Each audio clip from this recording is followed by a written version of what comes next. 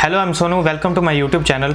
आज हम लोग बात करेंगे प्रशांत दवर सर की एक वीडियो आई है जो बांग्लादेश पर बनी है, जिसमें लिखा हुआ है कि इंडियन प्रोडक्ट्स बायकॉट इन बांग्लादेश।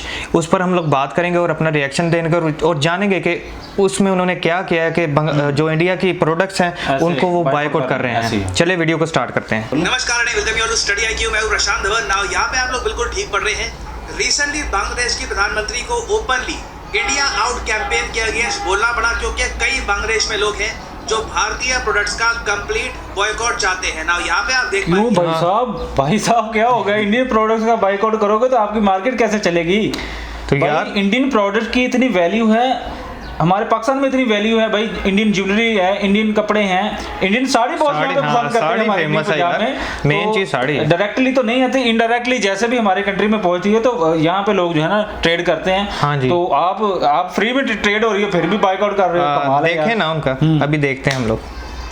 आउट कैंपेन को प्रमोट करने के बाद अब देखो कई लोग हैं जो सेम टाइप का कैंपेन बांग्लादेश में भी रिपीट करना चाहते हैं। वो चाहते हैं कि इंडिया का जो इन्फ्लुएंस, उनके हिसाब से जो इन्फ्लुएंस है उसको कंप्लीटली खत्म कर दिया जाए। और जब इसकी डिमांड बांग्लादेश के सोशल मीडिया में काफी बढ़ गई थी, लगातार बॉयकॉट इंडियन प्रोडक्ट्स के जो हैशटैग हैं ये ट्रेंड कर रहे थे, तो बांग्लादेश की प्राइम मिनिस्टर को ओपनली ये कहना पड़ा कि अच्छा चलो इंडिया को बॉयकॉट करना है ना, तो फिर जो इंडियन साड़ीज यूज करती है हमारी महिलाएं, हाँ, ये देखे ना अभी बात आ गई ना, मैंने जो पहले कहा क्या इंडियन कपड़े, मसाले, कई और जो चीजें हम इंपोर्ट करते हैं इंडिया से, ये देखें जला दे। ये बात बांग्लादेश की प्राइम मिनिस्टर को बोलनी पड़ी। भाई इतना टिड्डू सा बांग्लादेश है और पता नहीं क्या प्रोड्यूस करोगे आप यार।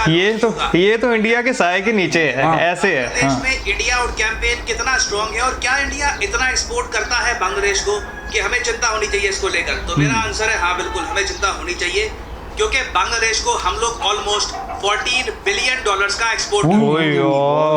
$40 बिलियन भाई, हमें तो पता ही नहीं है पाकिस्तानी कितने रुपीस बनते भाई इतना पैसा यार, हमारे साथ भी ट्रेड कर लो भाई। देखो ना भाई यार, $40 बिलियन अरबा तो साहब ना भाई, वैसे पाकिस्तान ने पैसे बनने हैं। सही गल है यार, काश कि अगर पाकिस्तान के साथ भी ऐसे ट्रेड होती और हमारे इधर के कुछ भी हालात जो है ना, इतनी पोल्ट्री रेट थोड़ा सा कम होता। खैर टू इंडिया ये मुश्किल से $2 बिलियन भी आपको नहीं मिलेंगे। तो इंडिया के लिए एक बड़ी एक्सपोर्ट डेस्टिनेशन है। अगर यहाँ पे इंडिया आउट कैंपेन ज़रा मोमेंटम पिकअप कर लेता है तो बिल्कुल इससे इंडिया को एक बड़ा इकोनॉमिक लॉस भी हो सकता है। हो तो सकता है, लेकिन 100 में से 10% ही आई थिंक होगा, इससे ज्यादा तो यार। इंडिया के अंदर खुद इतनी ज्यादा प्रोडक्शन हो रही है मेन इंडिया के अंदर, बाहर भी अगर ना भेजे तो कोई बात तो नहीं है उनकी। आपको याद होना चाहिए कि इंडिया से ही जो ब्रह्मपुत्र नदी यहाँ से बहती है, बांग्लादेश के लिए बहुत ज्यादा इंपॉर्टेंट है। फिर गंगा नदी का जो पानी है ये भी बांग्लादेश के लिए काफी ये भी बात आ गई पानी की। जैसा सारा पानी इंडिया से इधर पाकिस्तान आता है, वही बांग्लादेश के हालात है। अभी पाकिस्तान के हालात देखे तो भाई इधर पानी छोड़ते हैं, उधर वो बात कर रहे हैं कि हम लोग पानी बंद कर देंगे। ये तो बांग्लादेश को डायरेक्ट चुनौती है ना उनकी। भाई ये बड़ी मुश्किल हो यार काम में, बड़ा फांसे आ रहा। रिलेशंस खराब क्यों करना चाहेंगे? देखो इसका सिंपल आंसर है द हंगर फॉर पावर की भूख। रिसेंटली मालदीव्स में जिस तरीके से मोहम्मद मुइज़ू ने एक आप कह लीजिए हवा बना दी कि इंडिया को देखिए हमें बाहर निकालना होगा, मालदीव से इंडिया खराब है, उसने अपने वोटर्स को मुइज़ू चाइना का टट्टू है ना, चाइना का। इंडिया से अगर हम दूर हो जाते हैं, प्रो चाइना हो जाते हैं तो हमारा फायदा होगा।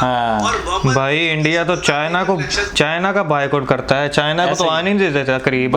काफी मोबाइल मार्केट है, छितर मारता है ऐसे ही, लेकिन अभी इंडिया की मार्केट है भाई, इंडिया में मोबाइल प्रोड्यूस हो रहे हैं, क्या बात है। अब बांग्लादेश में भी इनकी एक पॉलिटिकल पार्टी है BNP, बांग्लादेश नेशनलिस्ट पार्टी। ये लोग सेम फॉर्मूला मोहम्मद मुइज़ू का यूज करना चाहते हैं। अच्छा, ये बात है। हाँ, ये भी चाइना को सपोर्ट करते हैं। इंडिया आउट कैंपेन के नारे देते हैं, इंडिया के अगेंस्ट बातें करते हैं। क्या पता इनको भी इन द फ्यूचर इलेक्शंस में सफलता मिले। और जो ये बांग्लादेश नेशनलिस्ट पार्टी है ना, इससे रिलेटेड एक और बहुत ही इंटरेस्टिंग फैक्ट आपको बताना चाहिए। आपसे एक सवाल पूछता हूँ, आपने कभी ना कभी तो सोचा होगा कि ये जो USA से वीडियो सामने आती है कि USA के डिपार्टमेंट ऑफ डिफेंस या फिर सेक्रेटरी ऑफ स्टेट का एक स्पोक्समैन खड़ा होता है और फिर एक जर्नलिस्ट उससे सवाल पूछता है इंडिया ने जो रिसेंटली ये किया है उसके बारे में आप क्या कहना चाहेंगे? फिर जो स्पोक्समैन होता है USA की तरफ से वो जवाब देता है क्योंकि उसे सवाल पूछा गया है, और उसके बाद कंट्रोवर्सी खड़ी हो जाती है। ये इंडिया के बारे में क्यों ऐसा मतलब USA करते हैं यार? भाई इंडिया तो खुद इतनी बड़ी इकोनॉमी है, तो हाँ उनकी तो फिर सब शुरू कैसे होता है? आपने कभी सोचा ये कौन सा जर्नलिस्ट है जो बार बार इंडिया रिलेटेड जो बहुत ज्यादा नेगेटिव क्वेश्चंस हैं ये पुटअप करता है यूएसए की सरकार से। तो ये यहाँ पे आप देख पाएंगे, ये जो चेहरा है ये है मुशफिकुल फैजल।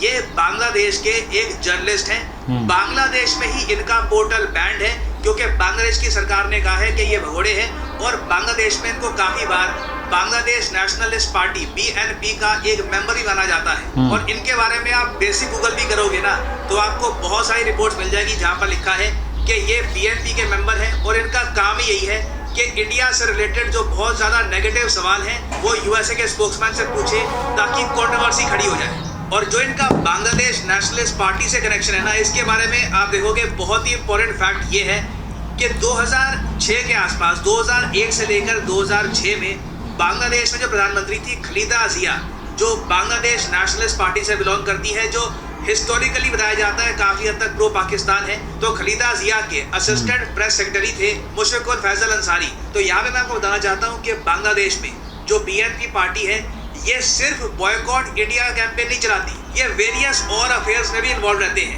यहाँ पे आपका एक बहुत ही बेसिक सवाल आएगा कि जो ये बांग्लादेश नेशनलिस्ट पार्टी है, कल को ये अगर पावर में आ गए बांग्लादेश में तो इंडिया को काफी प्रॉब्लम हो जाएगी। ये तो बहुत ज्यादा ये तो मोदी के दोस्त है ना, बॉयकॉट करना चाहते हैं, रिलेशन भी खराब हो सकते हैं इंडिया के साथ। वेल देखो, मैं आपको ये बता दूं 2023 में ना इस बात को लेकर काफी चिंता थी कि अगर शेख हसीना बांग्लादेश में इलेक्शन हार जाती है तो बिल्कुल इससे प्रोलॉन्ग्ड पॉलिटिकल और इकोनॉमिक इंस्टेबिलिटी आ सकती है और इससे भाई शायद उनकी जो ये शेख हसीना है उसका कोई चक्कर हो कि भाई उधर अगर मैं उनको सपोर्ट करूं इंडिया वालों को तो शायद मैं इलेक्शन जीतने में कामयाब हो जाऊं। शायद मोदी के साथ चक्कर चल रहा हो। सरकार चला रही है और मोस्ट रिसेंटली ही बांग्लादेश में इलेक्शंस हुए हैं 2024 के जनवरी मंथ में और अगले इलेक्शन आराम से 2029-30 के आसपास ही होंगे।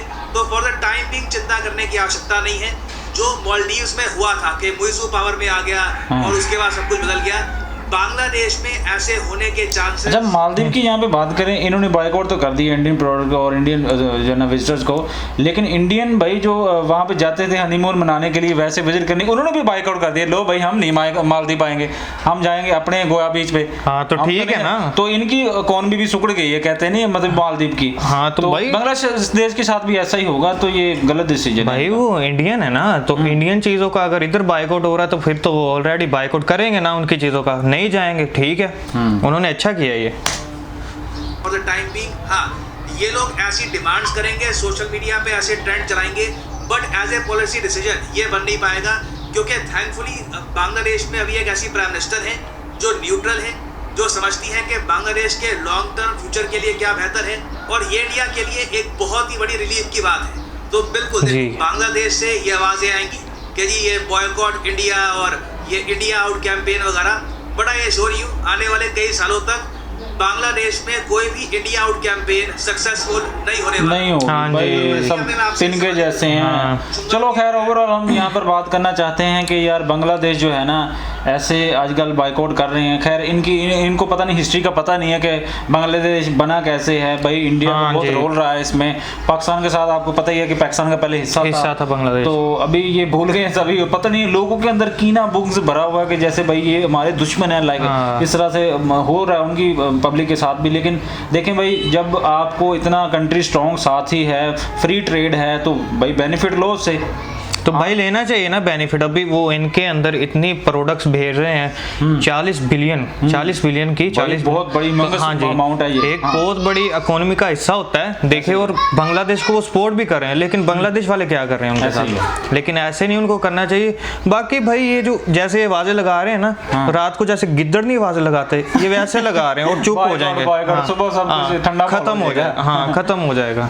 तो खैर ये चलता रहेगा, जो रूमर्स है चलते रहेंगे। इंडिया को ऐसे कोई फर्क नहीं पड़ेगा भाई, इकोनॉमी को कोई फर्क नहीं पड़ने वाला। वो तो ऐसे जैसे 100 में से 1% होगा इंडिया के साथ। तो इंडिया भाई अरब ममालिक को कितनी एक्सपोर्ट करता है ये भी आपको पता होगा। पाकिस्तान भी इनडायरेक्टली इंडियन की चीजें जो आती हैं, प्रोडक्ट्स आते हैं, अगर फ्री ट्रेड हो जाए तो हमें भी फायदा होगा। खैर पता नहीं हमारे सियासतदान कुछ करेंगे, अगर फ्री ट्रेड हो जाए तो हमें भी फायदा होगा।